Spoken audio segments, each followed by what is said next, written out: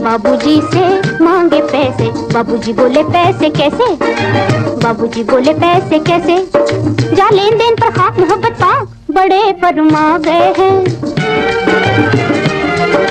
लेन then पर खाक मोहब्बत पाक, बड़े फरमा गए हैं।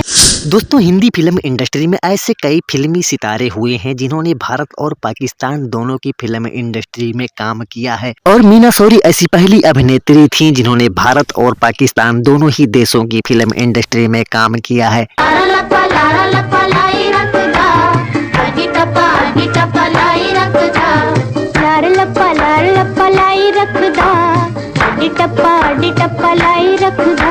तो दोस्तों, बात करेंगे खुर्शीद जहां उर्फ मीना शौरी के बारे में, जो ब्रिटिश भारत में पैदा हुई और आजादी के बाद पाकिस्तान चली गईं, और 5 शादियां करने के बाद भी जिंदगी के आखिरी पड़ाव पर एक भी पति उनके साथ नहीं था।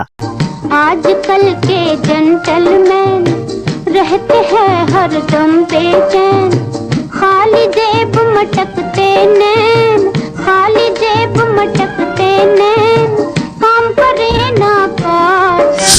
तो दोस्तों, वीडियो को लास्ट तक देखिए और फिल्मी सितारों के जीवन से जुड़े हुए अनसुने किस्सों को जानने के लिए चैनल को भी सब्सक्राइब कीजिए। आजकल की नारियां हैं मुफ्त की बीमारियां, रात दिन मर्दों से लड़ने की करें तैयारियां।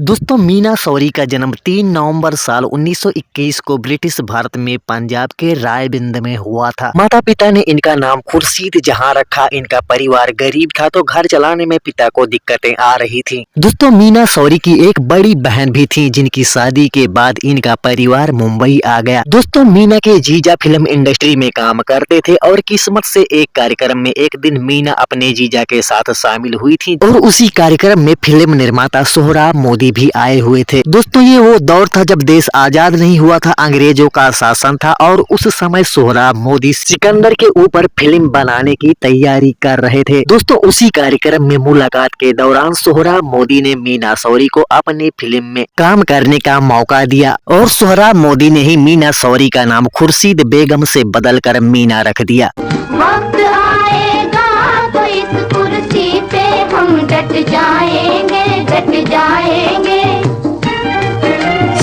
दोस्तों, साल 1949 में रिलीज हुई फिल्म एक थी लड़की में मीना शौरी के ऊपर फिल्माया गया गाना लारा लप्पा इतना फेमस हुआ था कि उस दौर का हर नौजवान सिर्फ यही गाना गुनगुना रहा था। देकर झूठे लारे,